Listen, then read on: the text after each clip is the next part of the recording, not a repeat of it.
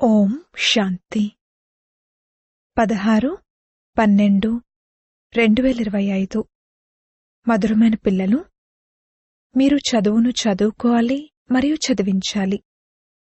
ఇందులో ఆశీర్వాదాల విషయమేమీ లేదు.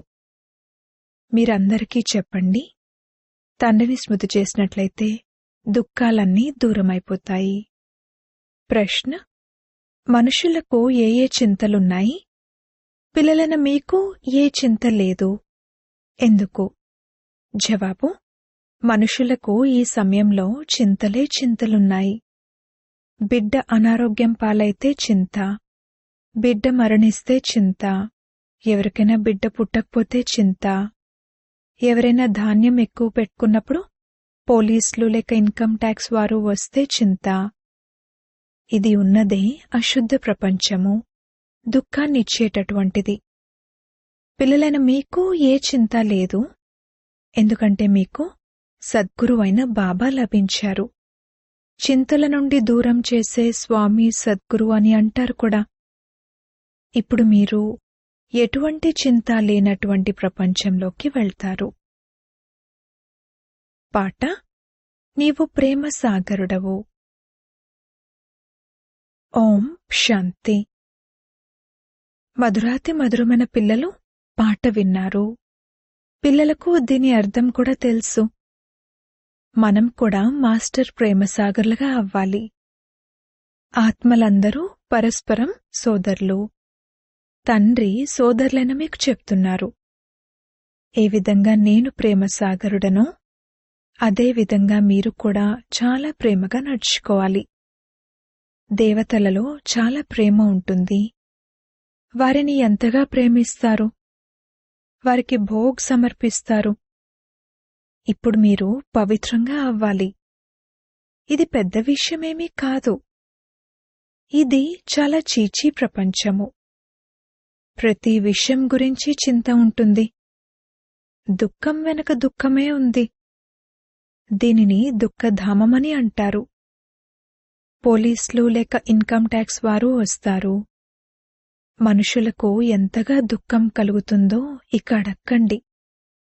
ఎవరైనా ధాన్యం ఎక్కువ పెట్టుకున్నప్పుడు పోలీసులొస్తే పాలిపోయినట్లుగా అయిపోతారు. ఇది ఎంత అశుద్ధమైన ప్రపంచము, నరకం కదా. స్వర్గాన్ని తలుచుకుంటారు కూడా. నరకం తర్వాత స్వర్గం, స్వర్గం తర్వాత నరకం, ఈ చక్రం తిరుగుతూనే ఉంటుంది.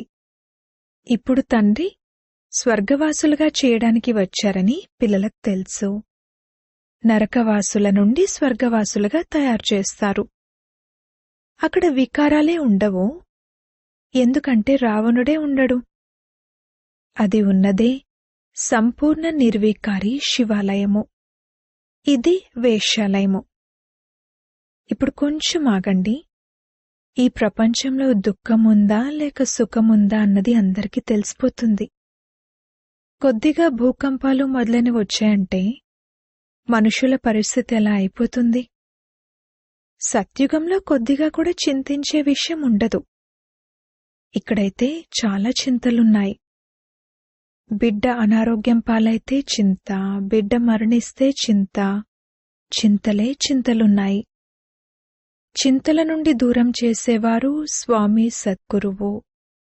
అందరి స్వామి ఒక్కరే కదా. మీరు శివబాబా ఎదురుగా కూర్చున్నారు. ఈ బ్రహ్మ గురువు కారు. వీరు భాగ్యశాలి రథము. తండ్రి ఈ భాగ్యశాలి రథం ద్వారా మిమ్మల్ని చదివిస్తారు. వారు జ్ఞానసాగరుడు. మీక్కూడా మొత్తం జ్ఞానం లభించింది. మీకు తెలియనటువంటి దేవతల్లేరు. సత్యం మరియు అసత్యం మధ్యన వ్యత్యాసాన్ని మీరు గుర్తించగలరు. ప్రపంచంలోని వారికెవరికీ తెలీదు. సత్యఖండం ఉండేది, ఇప్పుడు అసత్యఖండం ఉంది. సత్యఖండాన్ని ఎప్పుడు మరియు ఎవరు స్థాపన చేశారు అనేది ఎవరికీ తెలీదు. ఇది అజ్ఞానం యొక్క అంధకారమయమైన రాత్రి. తండ్రి వచ్చి ప్రకాశాన్ని ఇస్తారు. మీరిచ్చే గతి, మీరు చూపే మార్గము మీకే తెలుసు అని పాడుతారు కూడా. ఉన్నతోన్నతమైన వారు వారొక్కరే, మిగిలిన వారంతా రచన. వారు రచయిత, అనంతమైన తండ్రి. ఇక్కడుండేవారు హద్దు తండ్రి, ఇద్దర్నో నలుగురినో పిల్లలను రచిస్తారు. కొడుకు పుట్టకపోతే చింత కలుగుతుంది. అక్కడైతే ఇటువంటి విషయం ఉండదు. ఆయుష్మాన్ భవ, ధనవాన్ భవ. అక్కడ మీరు ఇలానే ఉంటారు. మీరేమీ ఆశీర్వాదాలివ్వరు. ఇది చదువు కదా, మీరు టీచర్లు. శివబాబాను స్మృతి చేసినట్లయితే వికర్మలు వినాశనమవుతాయని మీరు కేవలం ఇదే చెప్తారు. ఇది కూడా శిక్షణే కదా. దీనిని సహజయోగము లేక స్మృతి అని అంటారు. ఆత్మ అవినాశి అయినది, శరీరం వినాశి అయినది. తండ్రి అంటారు, నేను కూడా అవినాశి అయినవాణ్ణి. మీరు వచ్చి పతితులైన మమ్మల్ని పావనంగా చెయ్యండి అని నన్ను పిలుస్తారు. ఆత్మే ఇలా పిలుస్తుంది కదా. పతితాత్మ, మహానాత్మ అని అంటారు. పవిత్రత ఉంటే సుఖశాంతులు కూడా ఉంటాయి. ఇది హోలియెస్ట్ ఆఫ్ హోలీ చర్చ్, పవిత్రాతి పవిత్రమైన చర్చ్. ఇక్కడికి వికారులకు వచ్చేందుకు అనుమతి లేదు. ఒక కథ కూడా ఉంది కదా. ఇంద్రసభలోకి ఒక దేవకన్య రహస్యంగా ఎవరినో తీసుకువెళ్ళింది. వారికి తెలిసిపోయింది. అప్పుడు రాయిగా అవ్వమని ఆమెకు శాపం లభించింది. ఇక్కడ శాపం మొదలైన విషయాలేవీ లేవు. ఇక్కడైతే జ్ఞానవర్షం కురుస్తుంది. పతితులెవ్వరూ ఈ హోలీ ప్యాలెస్, పవిత్రమైన మహల్లోకి రాకూడదు. ఒకానొక రోజున ఈ హాల్ కూడా చాలా పెద్దదిగా తయారైపోతుంది. ఇది హోలియెస్ట్ ఆఫ్ హోలీ ప్యాలెస్, పవిత్రాతి పవిత్రమైన మహల్. మీరు కూడా పవిత్రంగా అవుతారు. మనుషులేమనుకుంటారంటే, వికారాలు లేకుండా సృష్టి ఎలా నడుస్తుంది, ఇదెలా సాధ్యము? వారికి వారి జ్ఞానం ఉంటుంది. దేవతలెదురుగా మీరు సర్వగుణ సంపన్నులు, మేం పాపులము అని అంటారు కూడా. కావున స్వర్గం హోలియెస్ట్ ఆఫ్ హోలీ అయినది, పవిత్రాతి పవిత్రమైనది. అక్కడి వారే మళ్లీ 84 జన్మలు తీసుకున్న తర్వాత హోలియెస్ట్ ఆఫ్ హోలీగా అవుతారు. అది పావన ప్రపంచము, ఇది పతిత ప్రపంచము. కొడుకు పుడితే సంతోషంగా జరుపుకుంటారు. అతడికి అనారోగ్యం చేస్తే ముఖం పాలిపోతుంది. అతడు మరణిస్తే ఇక పూర్తిగా పిచ్చివారిగా అయిపోతారు. ఇటువంటివారు కూడా కొందరుంటారు. బాబా, వీరి కొడుకు మరణించడంతో వీరు పిచ్చివార్లా అయిపోయారు అని చెప్తూ ఉంటారు. ఇటువంటి వారిని కూడా తీసుకొస్తుంటారు. ఇది దుఃఖపు ప్రపంచం కదా. ఇప్పుడు తండ్రి సుఖపు ప్రపంచంలోకి తీసుకువెళ్తారు. కావున శ్రీమతంపై నడవాలి.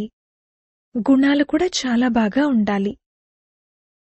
ఎవరు చేస్తే వారు పొందుతారు. దైవీ క్యారెక్టర్లు కూడా కావాలి. స్కూల్లో రిజిస్టర్లో క్యారెక్టర్ గురించి కూడా రాస్తారు. కొంతమందైతే బయట ఎదురుదెబ్బలు తింటూ ఉంటారు. తల్లిదండ్రులను చాలా ఇబ్బంది పెడుతుంటారు. ఇప్పుడు తండ్రి శాంతిధామానికి, సుఖధామానికి తీసుకువెళ్తారు. దానిని టవర్ ఆఫ్ సైలెన్స్ అని అంటారు. అనగా అది సైలెన్స్ యొక్క శిఖరము. ఎక్కడైతే ఆత్మలు నివసిస్తాయో అది టవర్ ఆఫ్ సైలెన్స్. సూక్ష్మవతనం మూవీ, దానిని కేవలం మీరు సాక్షాత్కారంలో చూస్తారు. అంతేకాని అందులో ఇంకేమీ లేదు. సత్యుగంలో వృద్ధులైనప్పుడు సంతోషంగా శరీరాన్ని వదిలేస్తారు. అది కూడా పిల్లలకు సాక్షాత్కారమైంది. ఇది 84 జన్మల పాత శరీరము. తండ్రి అంటారు, మీరు పావనంగా ఉండేవారు, ఇప్పుడు పతితంగా అయ్యారు. ఇప్పుడు తండ్రి మిమ్మల్ని పావనంగా చేయడానికి వచ్చారు. మీరు నన్ను పిలిచారు కదా. జీవాత్మే పతితంగా అయ్యింది, మళ్ళీ అదే పావనంగా అవుతుంది. మీరు ఈ దేవీదేవతల వంశానికి చెందినవారుగా ఉండేవారు కదా, ఇప్పుడు ఆసురీ వంశానికి చెందినవారుగా అయ్యారు. ఆసురీ వంశానికి మరియు ఈశ్వరీయ వంశానికి లేక దైవీ వంశానికి ఎంత వ్యత్యాసం ఉంది. ఇది మీ బ్రాహ్మణ కులము. వంశావళి అని రాజ్యమున్న చోట అంటారు. అక్కడ రాజ్యం ఉంటుంది, ఇక్కడ రాజ్యం లేదు. గీతలో పాండవులు మరియు కౌరవుల రాజ్యం గురించి రాశారు, కానీ అవి అలా లేవు. మీరైతే ఆత్మిక పిల్లలు. తండ్రి అంటారు, మధురమైన పిల్లలు, చాలా చాలా మధురంగా అవ్వండి, ప్రేమసాగర్లుగా అవ్వండి. దేహాభిమానం కారణంగానే ప్రేమసాగర్లుగా అవ్వరు. అందుకే తర్వాత చాలా శిక్షలు అనుభవించవలసి ఉంటుంది. అప్పుడిక శిక్షలు అనుభవించిన తర్వాత ఒక చిన్న రొట్టె ముక్క లభించినట్లు ఉంటుంది. స్వర్గంలోకైతే వెళ్తారు, కాని చాలా శిక్షలు అనుభవించిన తర్వాత శిక్షలెలా లభిస్తాయి అనేది కూడా పిల్లలైన మీరు సాక్షాత్కారంలో చూశారు. బాబా అయితే అర్థం చేయిస్తున్నారు, చాలా ప్రేమగా నడుచుకోండి, లేకపోతే క్రోధం యొక్క అంశం వస్తుంది. మమ్మల్ని నరకం నుండి బయటకు తీసి స్వర్గంలోకి తీసుకువెళ్లే తండ్రి లభించారు అని కృతజ్ఞతలు తెలపండి. శిక్షలు అనుభవించడం అంటే అది చాలా చెడ్డ విషయము. సత్యుగంలో ప్రేమ రాజధాని ఉంటుందని మీకు తెలుసు. ప్రేమ తప్పింకేదీ ఉండదు. ఇక్కడైతే చిన్న విషయానికే ముఖం మారిపోతుంది. తండ్రి అంటారు, నేను పతిత ప్రపంచంలోకి వచ్చాను. నన్ను ఆహ్వానించడం కూడా పతిత ప్రపంచంలోకి ఆహ్వానిస్తారు. తండ్రి మాత్రం అందరికీ అమృతం తాగమని ఆహ్వానమిస్తారు. విషం మరియు అమృతం గురించి ఒక పుస్తకం వెలువడింది. పుస్తకం రాసిన వారికి బహుమతి లభించింది. వారు ప్రసిద్ధమైనవారు. ఏం రాశారో చూడాలి. తండ్రి అయితే అంటారు, మీకు జ్ఞానామృతాన్ని తాగిస్తాను, మీరు మళ్లీ విషం ఎందుకు తింటారు? రక్షాబంధనం కూడా ఈ సమయానికి సంబంధించిన స్మృతి చిహ్నం కదా. తండ్రి అందరికీ చెప్తున్నారు, పవిత్రంగా అవుతామని ప్రతిజ్ఞ చెయ్యండి. ఇది అంతిమ జన్మ. పవిత్రంగా అయినట్లయితే, యోగంలో ఉన్నట్లయితే పాపాలు నశిస్తాయి. తమ హృదయాన్ని ప్రశ్నించుకోవాలి, నేను స్మృతిలో ఉంటున్నానా లేదా? ఇంట్లో పిల్లలను గుర్తు చేసుకుని సంతోషపడతారు కదా. పత్ని తన పతిని గుర్తు చేసుకుని సంతోషిస్తుంది కదా. వీరెవరు? భగవనువాచ, వీరు నిరాకారుడు. తండ్రి అంటారు, నేను వీరి అనగా శ్రీకృష్ణుడి 84వ జన్మ తర్వాత మళ్లీ వీరిని స్వర్గానికి యజమానిగా తయారు చేస్తాను. ఇప్పుడు వృక్షం చిన్నది, మాయా తుఫాన్లు చాలా వస్తాయి. ఇవన్నీ చాలా గుప్తమైన విషయాలు. తండ్రి అయితే అంటారు, పిల్లలు స్మృతియాత్రలో ఉండండి మరియు పవిత్రంగా ఉండండి. ఇక్కడే పూర్తి రాజధాని స్థాపనవ్వనున్నది. గీతలో యుద్ధాన్ని చూపిస్తారు. పాండవులు పర్వతాలపై కరిగి మరణించారు. అంతే, ఫలితమేమీ లేదు. ఇప్పుడు పిల్లలైన మీకు సృష్టి ఆది మధ్యాంతాల గురించి తెలుసు. తండ్రి జ్ఞానసాగరుడు కదా. వారు సుప్రీం సోల్. ఆత్మరూపమేమిటి? ఇది కూడా ఎవరికీ తెలియదు. మీ బుద్ధిలో ఆ బిందువు ఉన్నారు. మీలో కూడా యథార్థరీతిగా ఎవరూ అర్థం చేసుకోరు. కావున బిందువునెలా స్మృతి చేయాలని అంటారు. అసలేమీ అర్థం చేసుకోరు. అయినా తండ్రి అంటారు, కొద్దిగా విన్నా కూడా జ్ఞానం వినాశనం అవ్వదు. జ్ఞానంలోకి వచ్చి మళ్లీ వెళ్ళిపోతారు, కాని కొద్దిగా విన్నా కూడా స్వర్గంలోకి తప్పకుండా వస్తారు. ఎవరైతే ఎక్కువ వింటారో, ధారణ చేస్తారో వారు రాజ్యంలోకొచ్చేస్తారు. కొద్దిగా వినేవారు ప్రజల్లోకొస్తారు. రాజధానిలోనైతే రాజు, రాణి మొదలైన వారందరూ ఉంటారు కదా. అక్కడ మంత్రులుండరు. ఇక్కడ వికారి రాజులో మంత్రులను పెట్టుకోవాల్సి ఉంటుంది. తండ్రి మీ బుద్ధిని చాలా విశాల బుద్ధిగా తయారు చేస్తారు. అక్కడ మంత్రుల అవసరమే ఉండదు. పులి, మేక కలిసి నీరు తాగుతాయి. కావున తండ్రి అర్థం చేయిస్తున్నారు, మీరు కూడా ఉప్పు నీరుగా అవ్వకండి, క్షీరఖండంలా అవ్వండి. పాలు మరియు చక్కెర రెండూ మంచి వస్తువులే కదా. అభిప్రాయ భేదాలు మొదలైనవేవీ పెట్టుకోకండి. ఇక్కడైతే మనుషులు ఎంతగా కొట్లాడుకుంటారు, గొడవ పడుతుంటారు. ఇది ఉన్నదే రౌరవ నరకము. నరకంలో మునకలు వేస్తూ ఉంటారు. తండ్రి వచ్చి బయటకు తీస్తారు. బయటకు వస్తూ వస్తూ మళ్లీ చిక్కుకుపోతారు. కొంతమందైతే ఇతరులను బయటకు తీయడానికని వెళ్తారు, కాని అప్పుడు స్వయం కూడా బయటకు వెళ్ళిపోతారు. ప్రారంభంలో చాలా మందిని మాయారూపి మొసలి పట్టేసుకుంది. ఒక్కసారిగా పూర్తిగా మింగేసింది. కొద్దిగా కూడా గుర్తుల్లేవు. కొంతమందివి గుర్తులున్నాయి, వారు మళ్లీ తిరిగొస్తారు. కొంతమంది పూర్తిగా సమాప్తమైపోయారు. ఇక్కడ ప్రాక్టికల్గా అంతా జరుగుతూ ఉంది. మీరు చరిత్ర వింటే ఆశ్చర్యపోతారు. మీరు ప్రేమించండి లేక తిరస్కరించండి, మేం మీ గడప నుండి బయటకు వెళ్లము అని గాయనం ఉంది. బాబా అయితే ఎప్పుడూ నోటితో కూడా ఇలా ఏమీ అనరు. ఎంత ప్రేమగా చదివిస్తారు. లక్ష్యం, ఉద్దేశం ఎదురుగా నిలబడి ఉంది. ఉన్నతోన్నతమైన తండ్రి ఈ విధంగా విష్ణువుగా తయారు చేస్తారు. ఆ విష్ణువే మళ్లీ బ్రహ్మగా అవుతారు. క్షణంలో జీవన్ముక్తి లభించింది. మళ్లీ 84 జన్మలు తీసుకుని ఇలా అయ్యారు.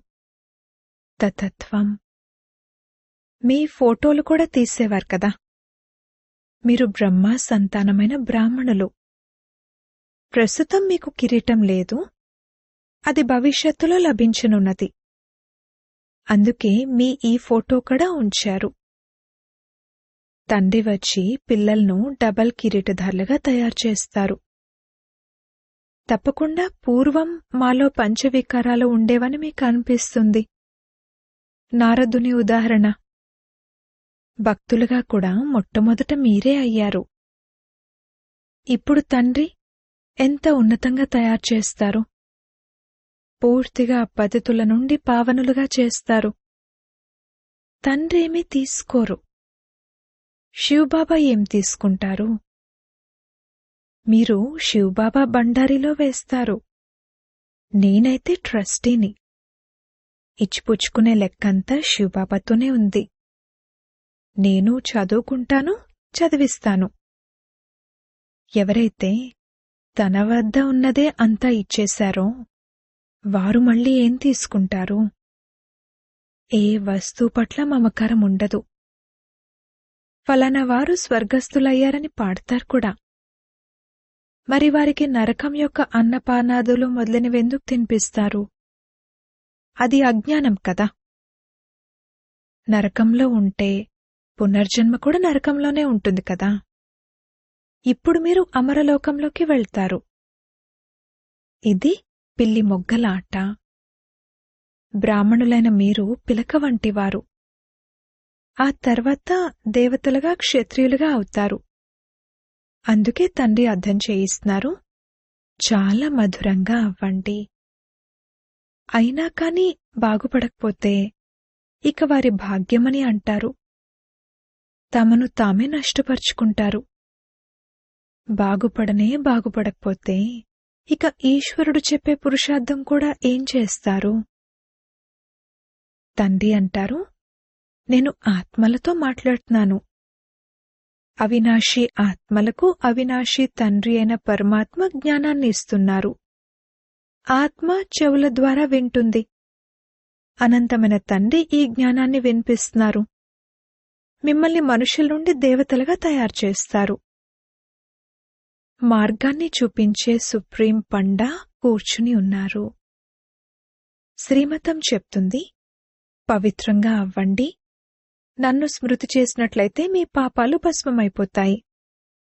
మీరే సతోప్రధానంగా ఉండేవారు. 84 జన్మలు కూడా మీరే తీసుకున్నారు. తండ్రి వీరికి అర్థం చేయిస్తున్నారు, మీరు సతోప్రధానం నుండి ఇప్పుడు తమోప్రధానంగా అయ్యారు. ఇప్పుడు మళ్లీ నన్ను స్మృతి చేయండి. దీనిని యోగాగ్ని అని అంటారు. ఈ జ్ఞానం కూడా ఇప్పుడు మీకుంది. సత్యుగంలో నన్నెవ్వరూ స్మృతి చెయ్యరు. ఈ సమయంలోనే నేను చెప్తాను, నన్ను స్మృతి చేసినట్లయితే మీ పాపాలు నశిస్తాయి. ఇంకే మార్గమూ లేదు. ఇది స్కూల్ కదా. దీనిని విశ్వవిద్యాలయం, వరల్డ్ యూనివర్సిటీ అని అంటారు. రచయిత మరియు రచనల ఆది మధ్యాంతాల జ్ఞానం ఇంకెవ్వరికీ తెలీదు. శివబాబా అంటారు, ఈ లక్ష్మీనారాయణలో కూడా ఈ జ్ఞానం లేదు. అది ప్రారబ్ధం కదా. అచ్చా, మధురాతి మధురమైన సిక్కిలదే పిల్లలకు మాతాపిత బాప్దాదాల ప్రియ స్మృతులు మరియు గుడ్ మార్నింగ్. ఆత్మిక పిల్లలకు ఆత్మిక తండ్రి నమస్తే. ధారణ కొరకు ముఖ్య సారము. మొదటి పాయింట్, ప్రేమ యొక్క రాజధానిలోకి వెళ్ళాలి. దానికోసం పరస్పరం క్షీరఖండంగా అయి వెళ్ళాలి. ఎప్పుడు కూడా ఉప్పునీర్లా అయి అభిప్రాయ భేదాల్లోకి రాకూడదు. స్వయాన్ని స్వయమే తీర్చిదిద్దుకోవాలి. రెండవ పాయింట్, దేహాభిమానాన్ని వదిలి మాస్టర్ ప్రేమసాగర్లుగా అవ్వాలి. తమ దైవీ క్యారెక్టర్ను తయారు చేసుకోవాలి. చాలా చాలా మధురంగా ఉంటూ నడుచుకోవాలి. వరదానము. మనసు యొక్క స్వతంత్రత ద్వారా సర్వాత్మలకు శాంతిదానాన్ని ఇచ్చే మనసా మహాదాని భవ. బంధనంలో ఉన్న కుమార్తెలు తనువు ద్వారా బంధనంలో ఉన్నా కాని మనసుతో ఒకవేళ స్వతంత్రంగా ఉన్నట్లయితే తమ వృత్తి ద్వారా, శుద్ధ సంకల్పాల ద్వారా విశ్వంలోని వాయుమండలాన్ని మార్చివేసే సేవ చేయగలుగుతారు. ఈ రోజుల్లో విశ్వానికి అవసరమైనది మనసు యొక్క శాంతి. కావున మనసు ద్వారా స్వతంత్రంగా ఉన్న ఆత్మ మనసా ద్వారా శాంతి వైబ్రేషన్లను వ్యాపింపచేయగలదు. శాంతి సాగరుడైన బాబా స్మృతిలో ఉండటం ద్వారా ఆటోమేటిక్గా శాంతి కిరణాలు వ్యాపిస్తాయి. ఈ విధంగా శాంతిదానాన్ని ఇచ్చేవారే మనసా మహాదానులు. స్లోగన్. పురుషార్థం ఎలా చేయండంటే దాన్ని చూసి ఇతర ఆత్మలు కూడా ఫాలో చేయాలి. అవ్యక్త ప్రేరణలు. ఇప్పుడు సంపన్నంగా మరియు కర్మాతీతంగా అవ్వాలి అనే ధ్యాసలోనే ఉండండి. బ్రాహ్మణులు ప్రతి ఒక్కరూ బాబా సమానంగా చైతన్యమైన చిత్రంగా అవ్వండి. లైట్ హౌస్ మరియు మైట్ హౌస్ యొక్క మూర్తిలా అవ్వండి. సంకల్ప శక్తి యొక్క, సైలెన్స్ యొక్క భాషను తయారు చేయండి మరియు కర్మాతీత స్థితిలో వరదాని మూర్తి యొక్క పాత్రను అభినయించండి. అప్పుడు సంపూర్ణత సమీపంగా వస్తుంది. అప్పుడు క్షణం కంటే కూడా త్వరగా ఎక్కడైతే కర్తవ్యాన్ని చేయించవలసి ఉంటుందో అక్కడ వైర్లెస్ ద్వారా డైరెక్షన్లు ఇవ్వగలుగుతారు. క్షణంలో కర్మాతీత స్థితి ఆధారంతో సంకల్పం చేస్తారు మరియు ఎక్కడికి కావాలంటే అక్కడికి ఆ సంకల్పం చేరుకుంటుంది. ఓం శాంతి.